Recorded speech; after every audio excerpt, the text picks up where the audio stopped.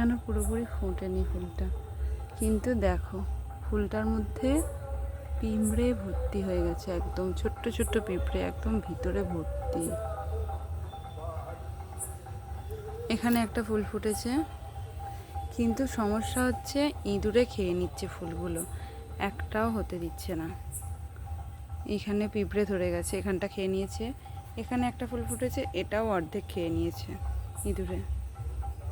এর কী সমাধান আছে যদি কারো জানা থাকে বলো। এ দেখো ইঁদুরে কেমন ডাল খেয়েছে। এখানে দেখো, এখানেও ইঁদুরে ডালগুলো খেয়ে নিয়েছে, যা বেরোচ্ছে সব ফুলগুলো নষ্ট করে দিচ্ছে, ডালগুলো খেয়ে নিচ্ছে। পিঁপড়ে ভর্তি হয়ে গেছে, কী যে সমাধান আছে।